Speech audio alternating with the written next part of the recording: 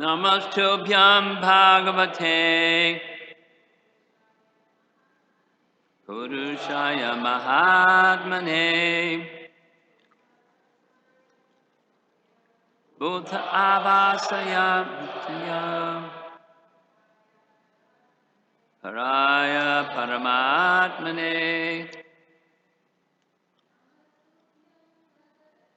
Namastubhyam Bhagavate Purushaya Mahatmane Bhutavasaya Bhutaya Paraya Paramatmane Namastubhyam Bhagavate Purushaya Mahatmane Bhutavasaya Bhutaya Paraya Paramatmane Namaha. Obeisances Tobhyam, to you, Bhagavate, the Supreme Personality of Godhead, Purushaya, who is present within as the Supersoul, Mahatmane, who are all pervasive, Bhuta Avasaya, who are the shelter of all material elements, beginning with the ethereal sky. Bhutaya, who exist even prior to the creation. Paraya, to the supreme cause. Parama Atmane, who are beyond all material cause. Translation, we offer our obeisances unto you, the Supreme Personality of Godhead, although present in the hearts of all living beings as the Super Soul. You are all pervasive. Although the original shelter of all created material elements, you exist prior to their creation. And although the cause of everything, you are transcendental to all material cause and effect, being the Supreme Soul. Purport: the beautiful Sanskrit poetry of this verse should be chanted out loud for the pleasure of the reciter and the hearer. That's the end of the purport. So we'll also read text 40. Obeisances unto you, the absolute truth, for the reservoir of all transcendental consciousness and potency, and the possessor of unlimited energies, although completely free of material qualities and transformations, you are the prime mover of the material nature. Purport: those who consider themselves intellectual, philosophic, I don't know why it doesn't say philosophical, philosophic or rational, these purports are not by Prabhupada, it's by the disciples of Srila Prabhupada, so I don't. Someone that knows, someone here would like to volunteer to write a letter to Dravida and point out they might want to edit philosophic.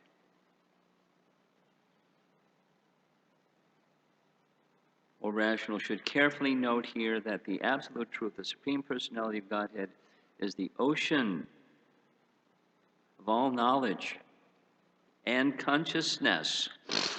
Thus, surrendering unto the Supreme Lord does not entail giving up the method of rationally comprehending reality Rather, one merges into the ocean of rational, logical comprehension.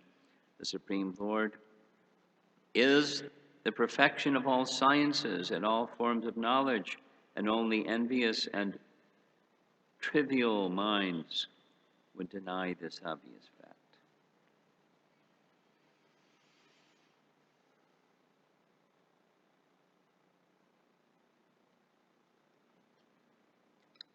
Is there anyone here who is not familiar with this section and needs a little background? Everyone's familiar with this section. Who's speaking?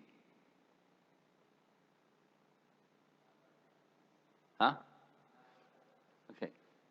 Let me see a show of hands of who doesn't know who's speaking. Okay. Okay. Thank you. The title is the chapter, Krishna chastises the serpent Kaliya. And Kaliya is a long story, how he became a serpent.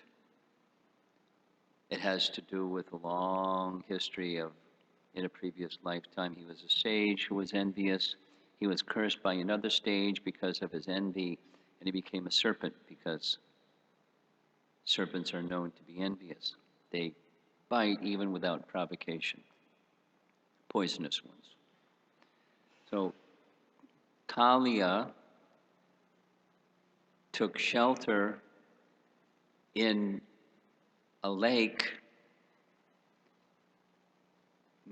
formed by the river Jamuna.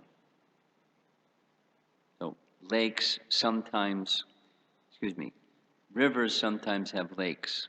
That is, bodies of water that are coming from the flow of the river water, but over here is a low piece of land, and so water collects over here, and it's called a lake. Not all lakes are like that, but this lake was like that. Interesting story.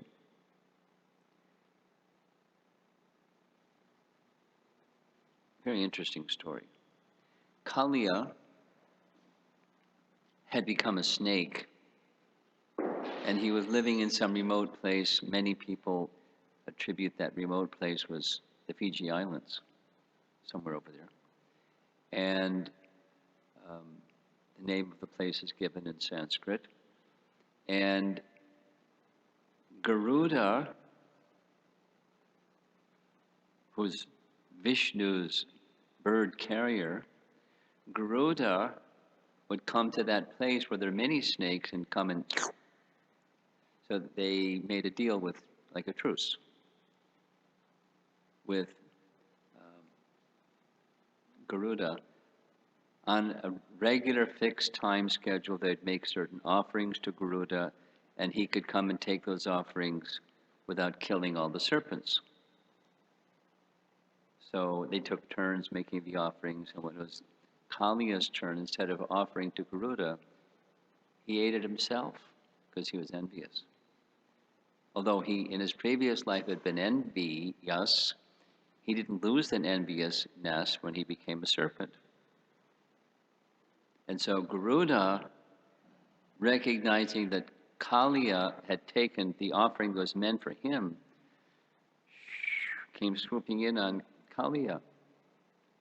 And Kaliya took shelter of, I forget who, maybe the ocean personified, Samudra, and Samudra. And he was advised, you go to a certain place where Garuda won't go, and you're safe. That certain place is this lake. And the reason that Garuda won't go there is, long story, Sobri Muni, at one time, Sobri Muni was doing his meditation underwater at that place, and Garuda came and he cursed him because Garuda was wanting some fish, and you're disturbing my meditation. If you come again, you're finished. You're dead. So Garuda won't go there. Go there, and you're okay. Garuda won't harm you. So he went there. And he stayed there a long time. And as he was staying there a long time, because he was envious, there was poison coming from his body, I guess, or his mouth or something. And the lake became very, very poisonous. The Kaliya lake became so poisonous that vegetation surrounding the boundary of the lake all died.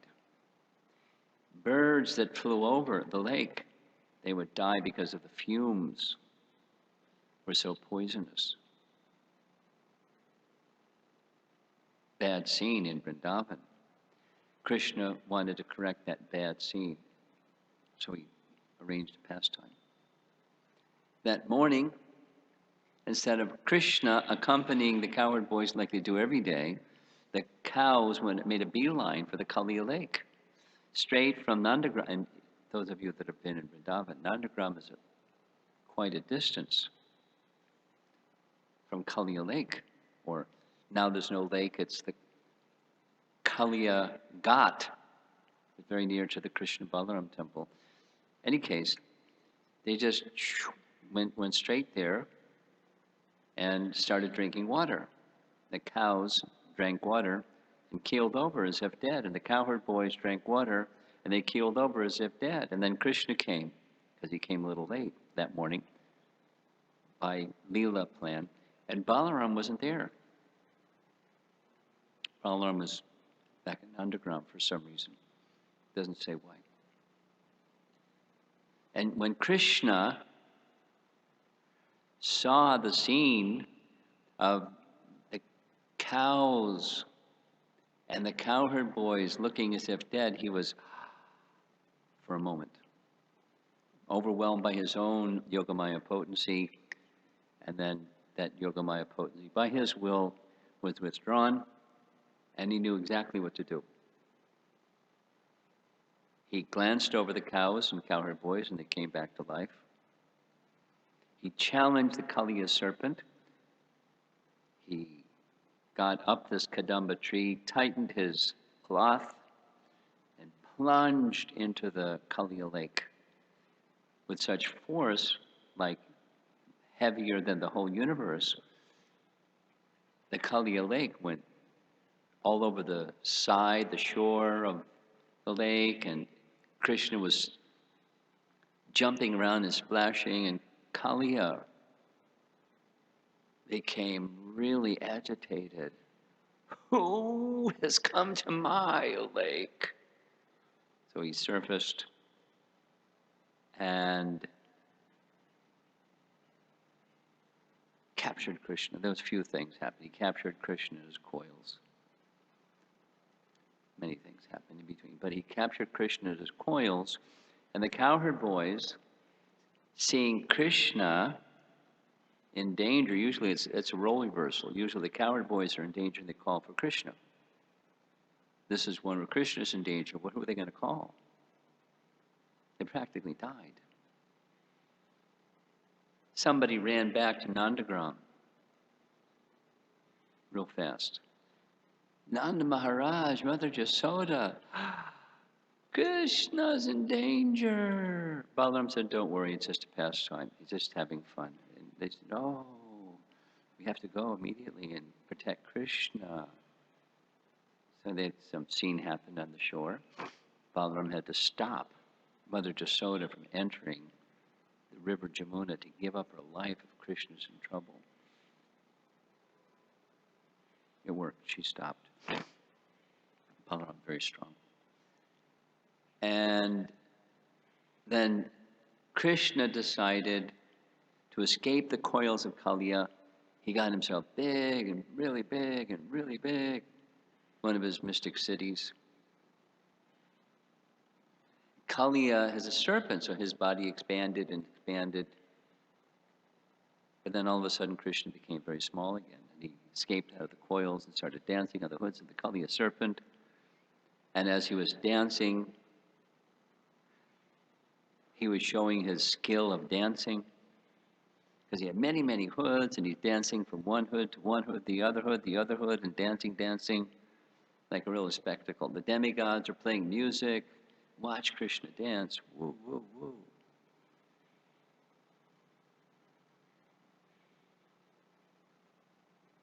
But his feet, being as heavy as the universe, were smashing the hood of the Kaliya serpent. His body became completely mangled. His hoods became completely mangled. And then the wives of the Kaliya serpent, they came out of the water with folded palms, the Naga Patnis, as we heard. Naga Patnis, the wives of the Naga, the serpent, the wives of Kaliya serpent. They began offering beautiful, very eloquent prayers to the personality of Godhead Krishna. And that's what this section is. The Naga Patnis offering prayers, very celebrated prayers, just as this one sentence purport says, this beautiful Sanskrit poetry should be chanted out loud. So it's chanted out loud because, well, it's purifying, but it doesn't say purifying, it says it's very pleasing. But things that are purifying are transcendentally pleasing at the same time for both the chanter and the hearer, the reciter, the one who's hearing the recitation. And so I'd like to say something about this verse and the next verse. Several things. One of the Srimad Bhagavatam, one of the many things it is, the Srimad Bhagavatam is a commentary on Vedanta Sutra. The whole of Srimad Bhagavatam was compiled by Vyasa, who compiled Vedanta Sutra. And Vedanta Sutra is difficult to understand, little sayings, sutras, that are perplexing. And how are you going to understand something that's perplexing? Well, if you're a speculator, you just speculate. That's what you do. And it's not possible to understand anything by speculation, certainly not Vedanta Sutra by speculation. And so it's explaining Vedanta Sutra. And there are many statements in Vedanta Sutra, because they're sutras, they don't give the detail of Krishna being the source of everything, but Krishna, who is the source of everything, is literally the source of everything. Like somebody who's in another part of the world, they wrote to me yesterday about they're studying Bhakti Shastri and they're being trained to become a Bhakti Shastri teacher, and there are several passages in Bhagavad Gita where Krishna says things like of gamblers, of gamblers, of gambling I am a cheat, I am the cheat, or something like that. Of cheats I am a gambler. So, hey, how, bad stuff comes from Krishna, good stuff, yes, why bad stuff? And then another reference, chapter 10, text number 5, Prabhupada explicitly says in the purport, both bad and good come from Krishna. So how can bad come from the all good? It's a classic. God is all good, God is all great, why did he create a place that people are suffering? You know that one. It's a classic. Because he could have created a place where people don't suffer. So why did he create a place of people suffering? Not fair. It's like, scolding Krishna or something. He made a boo-boo. How can God make a boo-boo? Because he's infallible. Must be no God. People become atheists because of that. Some people. So it's a perplexing situation. How to understand that which is the source of everything? Well, that's Vedanta Sutra. That's the first aphorism. The absolute truth is that from which everything emanates, and everything means everything. So how do you break down the everything? Well, let's just take one of these statements here. The first one. We, This is the wives of the Kaliya serpent. Offer our obeisances unto you, the Supreme Personality of Godhead. Although present in the hearts of all living beings as the Supersoul, you are all pervasive. Although in one place, you're everywhere. Now, we can't be in one place and everywhere. We can't be everywhere either. We can be in one place, but we can't be everywhere. But Krishna is everywhere in multiple ways, not even just one way. And that leads into the next statement. So, but as a Supersoul, Paramatmane, Purushaya, Mahatmane, Mahatma, translation here is all-pervasive. As the Supersoul, he's all-pervasive. Well, it's the same Supersoul that's within the heart of every living being, and it's the same Paramatma that's within every atom. And within the created realm, Vishnu is everywhere, just like Prahlad said to his father, "Where is this Vishnu?" He's everywhere. Is he in this pillar? He's in the pillar. If he's everywhere, he's in the pillar.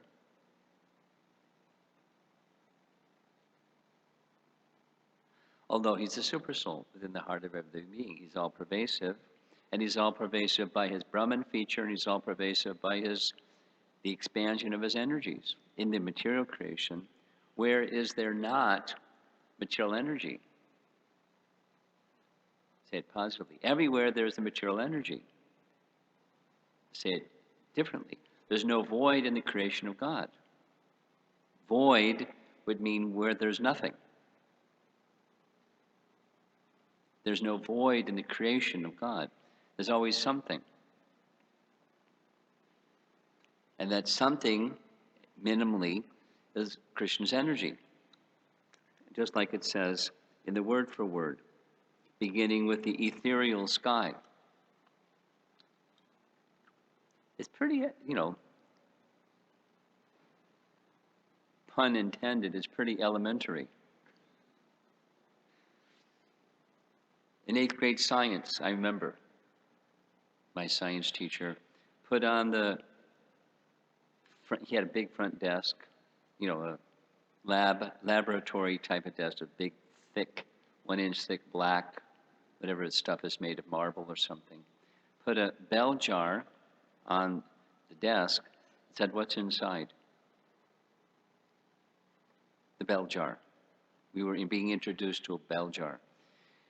So, some people said nothing because it's just empty. He said, "No, there's air, and there's water, and there's little particles."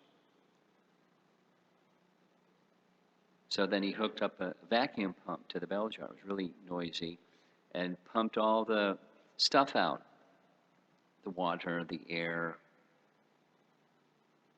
the little particles, dust or whatever. And it said, "Okay, now what's inside?" And you're supposed to say nothing. It's a vacuum, because he created a vacuum with a vacuum pump. But there is something.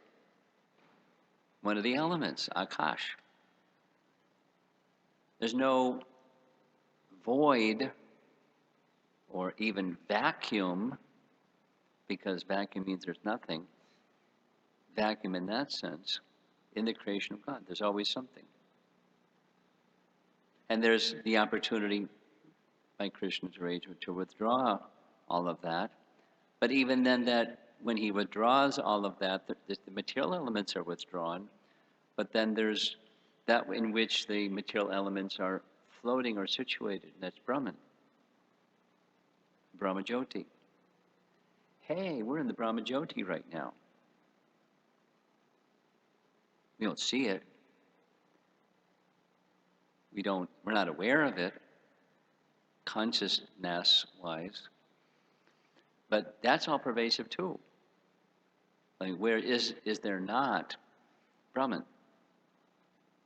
It's all pervasive. So by his energies, he's all pervasive. By his Brahman feature, is all pervasive. By his Paramatma feature, within material creation, he's all pervasive.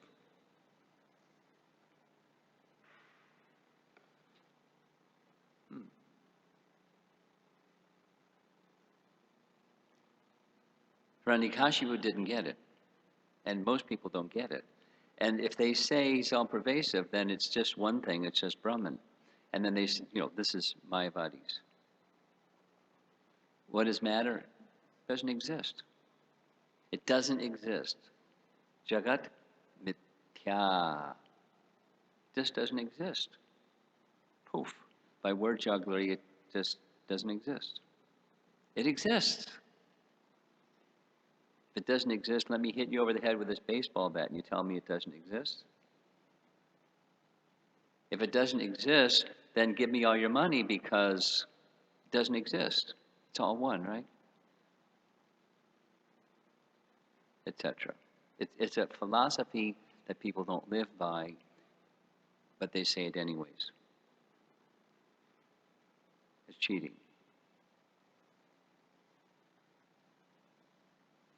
The emperor has no clothes. So,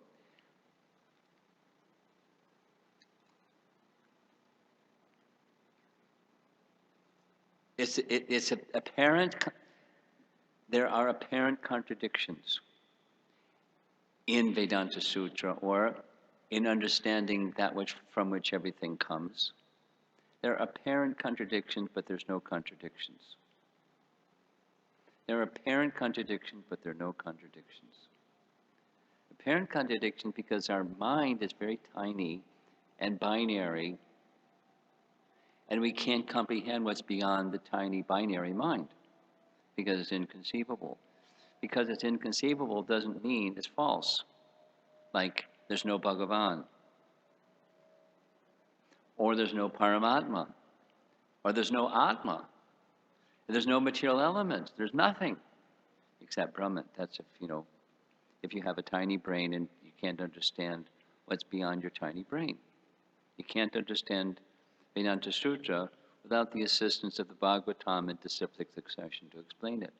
Even us, to understand this, we require disciplic succession to explain it, although it's an explanation of Vedanta Sutra. Next.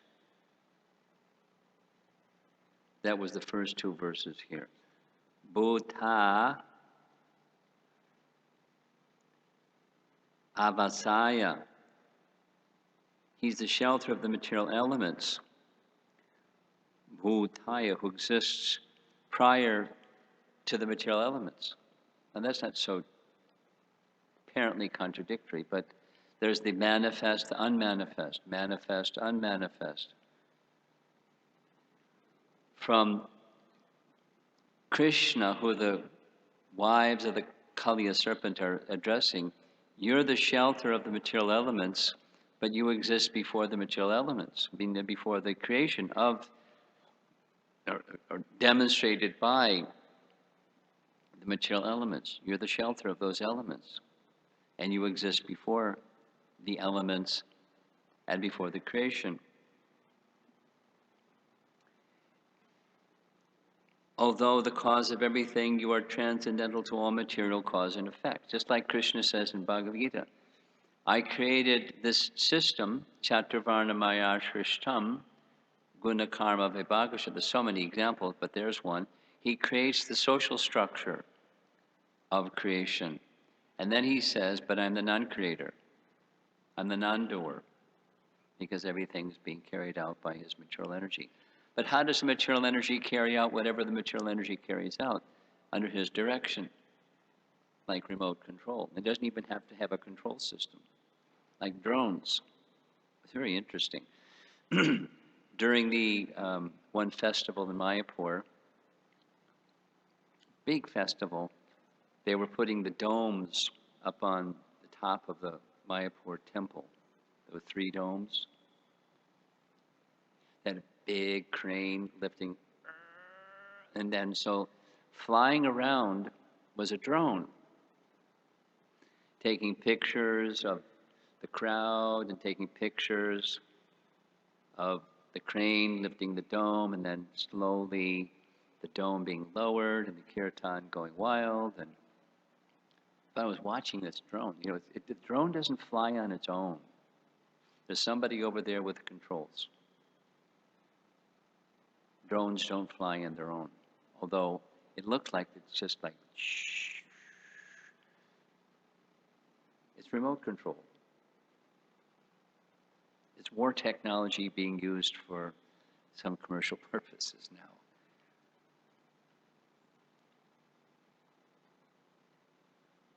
It takes an operator to make the drone work. It takes an operator to make anything work. The whole of material creation is not happening by chance or something like that. Because they can't see the remote controller doesn't mean it's operating without remote control. Krishna doesn't have to do anything. He's the non-doer, and he does stuff. He does stuff through the agency of his energies, and he just desires X, and X happens. That's all he does, Icha.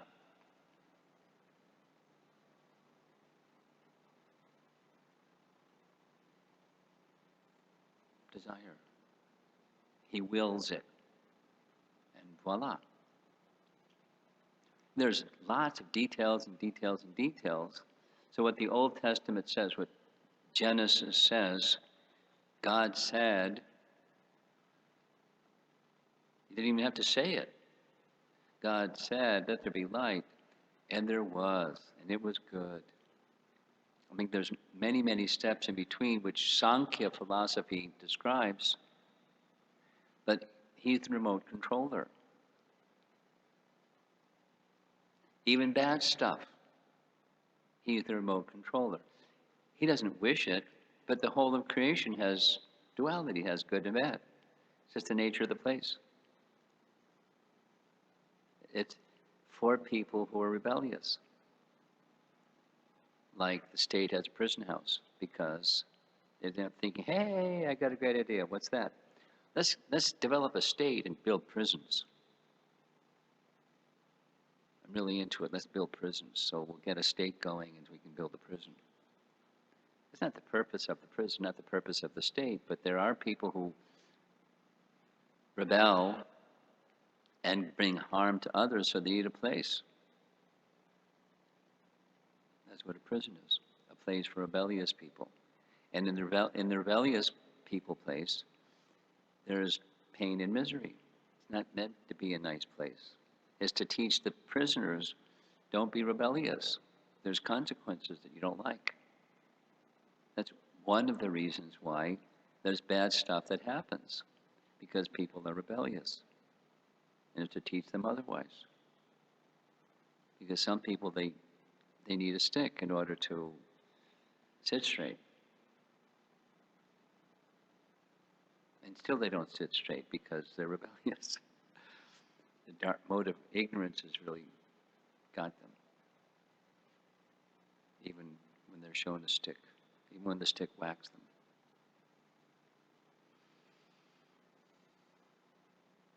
And that's sanctioned from that which is the source of everything. So that the Kaliya serpent's wives, they're smart ladies. They understand Krishna is the source of everything. And it's perplexing. Very quickly, because of time, there are multiple parts of Queen Kunti's prayers, which I really like. I mean, her prayers. But several places, there's 2 or 3 verses, and then again later 2 or 3 verses that say, I'm going to read 2 of them. You're perplexing. No, she's a profound person that understands Krishna, taking the position of one who doesn't understand Krishna. In part because of humility, but she can understand Krishna because of her bhakti. And that's the only way to understand Krishna, not by speculative power, reading Vedanta Sutra and saying this means that. One will not understand Vedanta Sutra or the Bhagavatam that way. Here's 2 of multiple sources in Kunti's prayers that express this contradictory nature of his. This is text 29. O Lord, no one can understand your transcendental pastimes, which appear to be human and are so misleading. You have no specific object of favor, nor do you have any object of envy. People only imagine that you are partial, and there's things that precede that, because he admonishes the miscreants and he protects the devotees, what looks like partiality. But he's not. He's not. Of course it is bewildering, O soul of the universe, that you work, though you are inactive, that you take birth, though you are the vital force and the unborn. You yourself descend amongst animals, men, sages, and aquatics. Verily, this is bewildering. So they're features, without understanding the totality of the Bhagavatam's message, that by initial inspection, it's bewildering, it's contradictory. But it has to be that which is the source of everything is the balance between everything and everything else. There isn't anything that isn't balanced within Krishna, because he's the source of everything, including apparent contradictions, because everything is within him. That's mysterious. It sounds like double talk, and the Upanishads are filled with it. He walks and he does not walk. He's very near and very far away as well. He's within everything and he's outside of everything. Upanishadic double talk. So if you're a speculator, it's homogenized Brahman. And if you're a devotee, you understand how wonderful is Krishna. He has unlimited expansions and unlimited features, and he's the source of all of that. That's him. That's the Bhagavan feature. From which comes the Paramatma feature, who oversees all this duality thing over here. Just by his will, he doesn't get involved, but nothing happens without his sanction. Remote controller. It's his energies moving under his control. And there's only one of a kind. There's not like a competitor God, like the biblical sense of God and Satan, and there's like this Star Wars clash between the two. No way.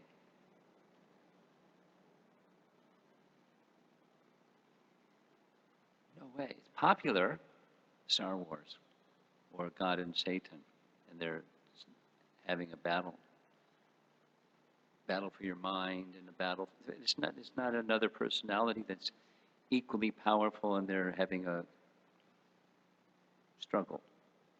No way. There's one source of everything. It's our misuse of free will that's the struggle, and we struggle indeed. And there's a solution. We take shelter. But shelter of whom and how and why? So the Bhagavatam is there for all that reasons. So that text 40, obeisances unto you, the absolute truth, who are the reservoir of all transcendental consciousness and potency, and the possessor of unlimited energies, although completely free of material qualities and transformations, you're the prime mover of material nature. So our commentators, Prabhupada's disciples, chose to speak about the speculative process, the intellectuals and philosophic people that want to say this means that. And the Bhagavatam and absolute truth can't be entered that way. It remains a mystery. But it doesn't mean we shut off our intellect and our power of reason. We use them in Krishna service under proper guidance and direction. And then we're, as very nice language here, one enters into this ocean of rational logic comprehension. The Supreme Lord is the perfection of all sciences and all forms of knowledge.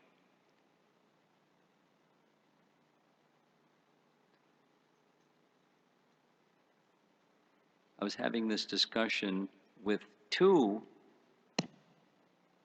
devotees who are kind of newer, not like new, but newer to Krishna consciousness. In other words, both of them are PhDs in physics. One over here, one over there. And when they started, their wives, they've married, and their wives are devotees. So they started to what's Krishna consciousness? And it was a struggle because physics teaches this, and the Bhagavatam seems to contradict this. It doesn't really contradict this, it's just a higher understanding of this. So,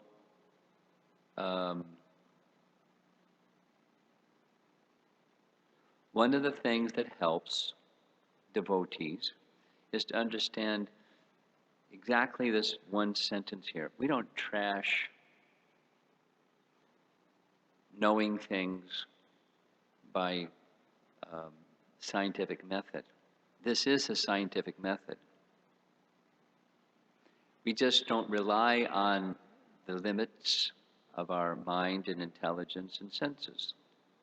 But we use our mind and intelligence and senses in a higher scientific manner.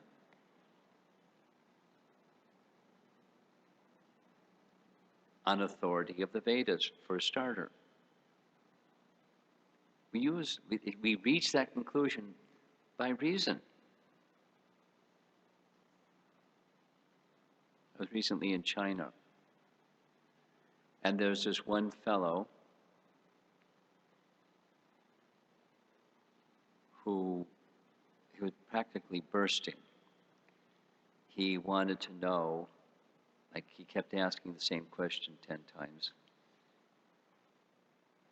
How do I know that Krishna is the Supreme Personality of Godhead? And, round and around, but on the authority of the Vedas. My first answer to him, of response, is said, do you accept the authority of your mother? He said, of course I do. Why are you asking? Through a translator. He said, supposing you ask your mother who is your father, you can accept who is your father on the authority of your mother? He said, of course.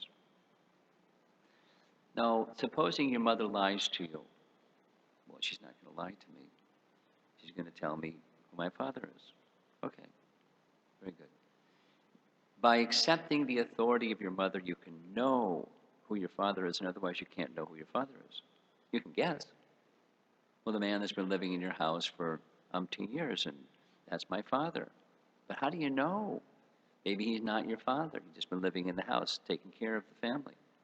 Maybe he's not your father. But ask your mother. She's not going to lie to you. And if she lies to you, too bad, because then you're not going to know. Just covered that ground for a while. Okay. Now, what about accepting the authority of the Vedas? We use reason and logic to accept the authority of the Vedas as opposed to the other means of knowing things. Yes? We say, it's very reasonable. Senses are imperfect, and reasoning power is imperfect. We use our reasoning power to say they're imperfect. They're imperfect.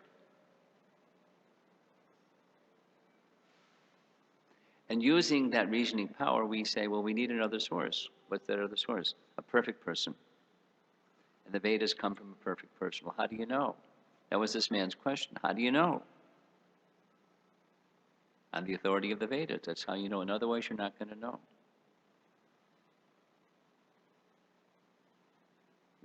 After 15 minutes of that, he said, I have to think about it. I said, you won't understand by thinking about it. Jump in the pool and you have to understand what water is. You won't know. Or Bhaktisiddhanta's licking on the jar of honey, you'll never know what sweetness of honey is. By science, you can study. Honey has this refractive index and da-da-da-da-da-da-da-da. It's viscous, viscosity as you pour it, but you don't know what the sweetness of honey is until you put your finger in it. This is Bhaktisiddhanta. So, my dear sir, this is the perplexity of understanding the absolute truth. You have to accept authority. It's right in the beginning part of chapter 10, Bhagavad Gita. You'll never know. You'll never know except one method, through hearing from authority that knows. And otherwise, you'll never know. Well, how do I know I should accept that authority? Look at your other options, and you can say, well, I'm just not going to accept that authority because I don't know. Okay, that's a choice, and then you'll never know. But there is a way to know. You open the jar of honey, put your finger in. That's what honey tastes like. It's very sweet. That's the one way of knowing. And so, the Bhagavatam is explaining, back to the starting point, Vedanta Sutra, which is teaching what is the source of everything. And then there's different features. Sambandha, the relationship of everything with that source, acting in that relationship, and the mature stage. And it's all there in Vedanta Sutra, and it's all there in Srimad Bhagavatam. And you can say, how do I know?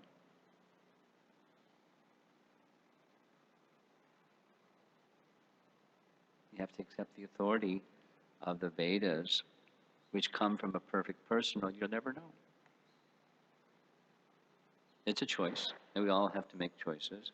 And we're relying upon our capacity. So that's this plunging into the ocean of intellectual and reasonable pursuit of knowing the unknowable. The unknowable becomes knowable. This is earlier verse in Canto 10, Chapter 8. The unknowable becomes knowable. The unconquerable becomes conquered. That's a contradiction. By the bhakti process, he gives himself to such a person, then that person can know. Just like by the eating process, when you've been fasting, your bodily strength returns, your hunger subsides, and you feel full. You won't know what that is until you eat after fasting. Then you can know. Otherwise, you won't know.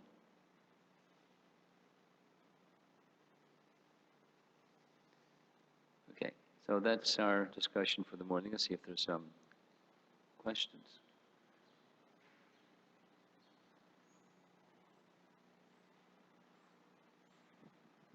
Hare Krishna Maharaj. Is there any background on why the Nagapatnis are so smart? No. How do they know? There's a principle they have to have heard from someone.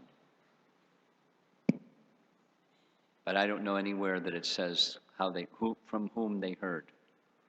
But it's a spiritual principle. Otherwise, not possible.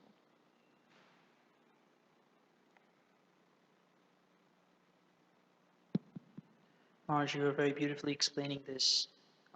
Slowly, please. You were explaining how Krishna contains these contradictory qualities. Yes. And you gave various examples. And we see that in these Vrindavan pastimes, Krishna manifests sweetness and opulence simultaneously. Yeah. So how is it that the residents of Vrindavan are seeing Krishna dancing on top of a snake and they never think, how is that even possible? Instead, they're just happy that he's okay. You know, how is it that ability to recognize Krishna's opulence is missed, or perhaps they're not even aware of it? Well, it depends on each viewer of Krishna's opulence. They see differently according to their rasa. And that means the internal potency of Krishna is reciprocating with each of them in order that they can experience his opulence, however, is their relationship with Krishna.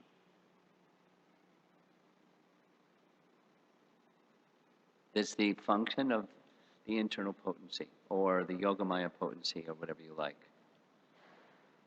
Reciprocating with each and every one differently.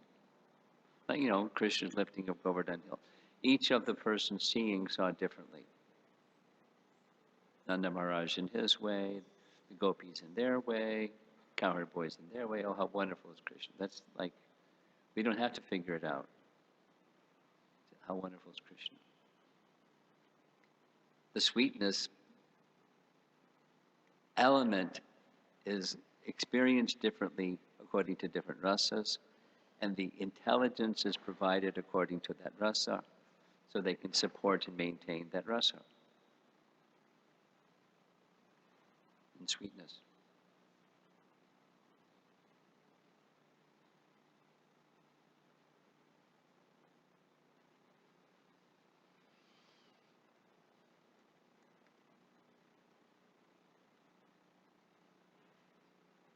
You always have nice questions. You have a nice question this morning?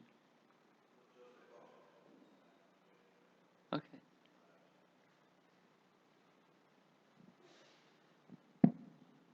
Hare Krishna Maharaj. Just what you said about the difference between certainties and faith. In Colombia, we say that when a mother say, "I am the mother," there's a certainty. And when the father say, "I am the father," that is faith. Just a cultural similarity. It's a colloquial way of saying what is the difference between... It's how we know. It's how we know. Srila Prabhupada ki. Aye.